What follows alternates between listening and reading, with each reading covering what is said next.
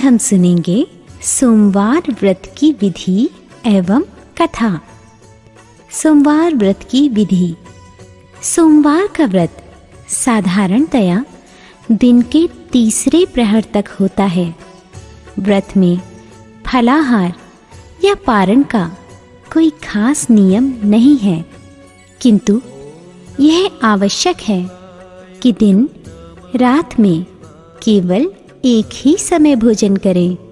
सोमवार के व्रत में शिव जी, पार्वती जी का पूजन करना चाहिए। सोमवार के व्रत 3 प्रकार के हैं। साधारण प्रति सोमवार, सौम्य प्रदोष और 16 सोमवार। विधि तीनों की एक ही जैसी है।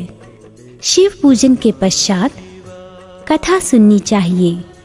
प्रदोष व्रत 16 सोमवार, कथा तीनों की अलग अलग है। सोमवार व्रत कथा। एक बहुत धनवान साहूकार था, जिसके घर धन आदि किसी प्रकार की कमी नहीं थी, परंतु उसको एक दुख था कि उसके कोई पुत्र नहीं था। वह इसी चिंता में रात दिन रहता था। वह पुत्र की कामना के लिए प्रति सोमवार को शिव जी का व्रत और पूजन किया करता था तथा सायंकाल को शिव मंदिर में जाकर शिव जी के श्री विग्रह के सामने दीपक जलाया करता था। उसके इस भक्ति भाव को देखकर एक समय श्री पार्वती जी ने शिव जी महाराज से कहा कि हे प्रभु, यह साहूकार आपका अनन्य भक्त है और सदैव आपका व्रत और पूजन बड़ी श्रद्धा से करता है। इसकी मनोकामना पूर्ण करनी चाहिए। शिवजी ने कहा, हे पार्वती, यह संसार कर्म क्षेत्र है। जैसे किसान खेत में जैसा बीज बोता है वैसा ही फल काटता है, उसी तरह इस संसार में जैसा कर्म करते हैं वैसा ही फल भोगते हैं। पार्वती जी ने अत्यंत आग्रह से कहा, महाराज, जब यह आपका अनन्य भक्त है और इसको अगर किसी प्रकार का दुख है तो आपको अवश्य ही वह दुख दूर करना चाहिए, क्योंकि आप सदैव अपने भक्तों पर दयालु होते हैं और उनके दुखों को दूर करते हैं। यदि आप ऐसा नहीं करेंगे तो मनुष्य आपकी सेवा तथा व्रत क्यों करेंगे? पार्वती जी का ऐसा आग्रह देख शिवजी महाराज कहने लगे, हे पार्वती, इसके कोई पुत्र नहीं है। इसी चिंता में यह अति दुखी रहता है। इसके भाग्य में पुत्र ना होने पर भी मैं इसे पुत्र की प्राप्ति का वर देता हूँ, परंतु यह पुत्र केवल 12 वर्ष तक जीवित रहेगा। इसके पश्चात वह मृत्यु को प्राप्त हो जाएगा। इससे अधिक मैं और कुछ इसके लिए नहीं कर सकता। ये सब बातें साहूकार सुन रहा था। इससे उसको न कुछ प्रसन्नता हुई और न ही कुछ दुख। वह पहले जैसे ही शिवजी महाराज का व्रत और पूजन करता रहा। कुछ काल व्यतीत हो जाने पर साहूकार की स्त्री गर्भवती हुई और 10वें महीने में उसके गर्भ से अति सुंदर पुत्र की प्राप्ति हुई। साहूकार के घर में बड़ी खुशी मनाई गई, परंतु साहूकार ने उसकी केवल 12 वर्ष की आयु जानकर कोई अधिक प्रसन्नता प्रकट नहीं की और ना ही किसी को यह भेद बताया। जब वह बालक 11 वर्ष का हो गया तो उस बालक की माता ने उसके पिता से विवाह आदि के लिए कहा। तब वह साहूकार कहने लगा कि अभी मैं इसका विवाह नहीं करूँगा, अपने पुत्र को काशी जी पढ़ने के लिए भेजूँगा। फिर साहूकार ने अपने साले अर्थात बालक के मामा को बुलाकर उसको बहुत सा धन देकर कहा, तुम इस बालक को काशी जी पढ़ने के लिए लेकर जाओ और रास्ते में जिस स्थान पर भी जाओ यज्ञ करते और ब्राह्मणों को भोजन कराते जाओ।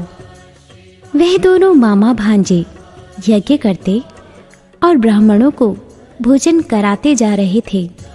रास्ते में उनको एक शहर पड़ा। उस शहर में राजा की कन्या का विवाह था और दूसरे राजा का लड़का जो विवाह कराने के लिए बारात लेकर आया था वह एक आंख से काना था। उसके पिता को इस बात की बड़ी चिंता थी कि कहीं वर को देख कन्या के माता पिता विवाह में किसी प्रकार की अड़चन पैदा न कर दे। इस कारण जब उसने अति सुंदर सेठ के लड़के को देखा तो मन में विचार किया कि क्यों ना दरवाजे के समय इस लड़के से वर का काम चलाया जाए। ऐसा विचार कर वर के पिता ने उस लड़के और मामा से बात की तो वे राजी हो गए। फिर उस लड़के को वर के कपड़े पहनाकर तथा घोड़ी पर चढ़ा दरवाजे पर ले गए और सब कार्य प्रसन्नता से पूर्ण हो गया। फिर वर के पिता ने सोचा कि यदि विवाह कार्य भी इसी लड़के से करा लिया जाए तो क्या बुराई है। ऐसा विचार कर लड़के और उसके मामा से कहा, यदि आप फेरों और कन्यादान के काम को भी करा दें तो आपकी बड़ी कृपा होगी और मैं इसके बदले में आपको बहुत कुछ धन दूंगा। तो उन्होंने स्वीकार कर लिया और विवाह कार्य भी बहुत अच्छी तरह से संपन्न हो गया।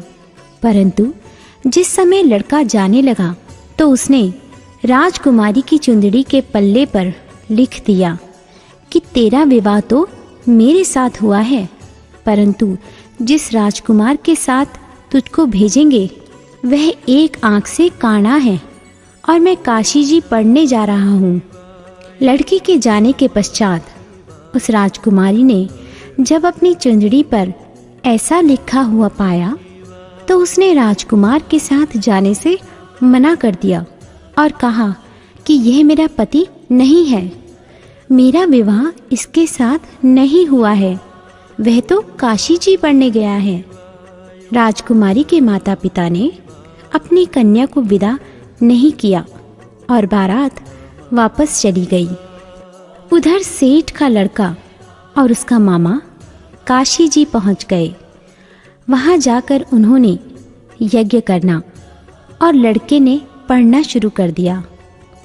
जब लड़के की आयु 12 साल की हो गई उस दिन उन्होंने यज्ञ रचा रखा था कि लड़के ने अपने मामा से कहा, मामा जी आज मेरी तबीयत कुछ ठीक नहीं है। मामा ने कहा, अंदर जाकर सो जाओ।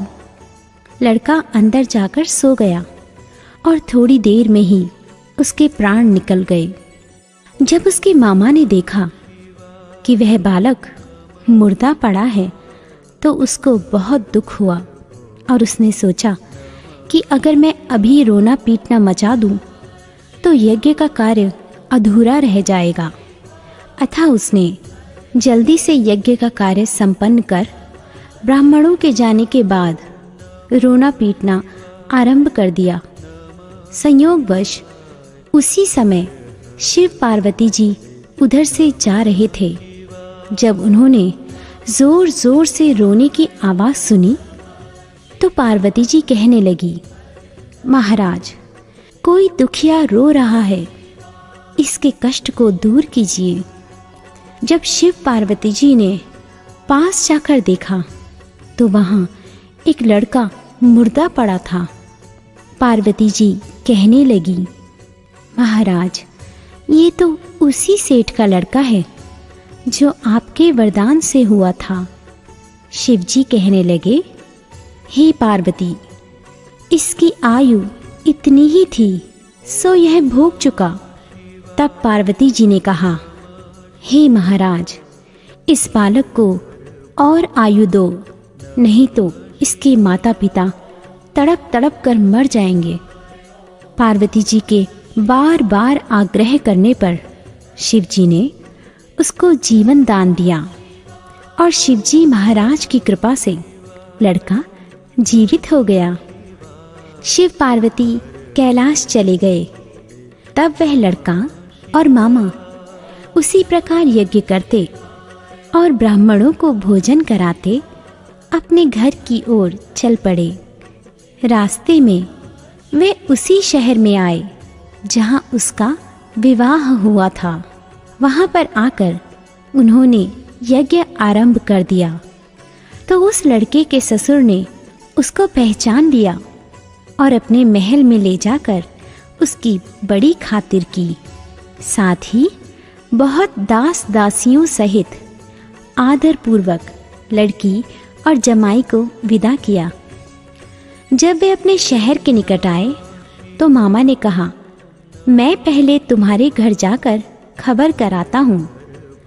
जब उस लड़के के मामा घर पहुँचे तो लड़के के माता पिता घर की छत पर बैठे हुए थे और यह प्रण कर रखा था कि यदि हमारा पुत्र सकुशल लौट आया तो हम राजी खुशी नीचे आ जाएंगे, नहीं तो छत से गिरकर अपने प्राण खो देंगे।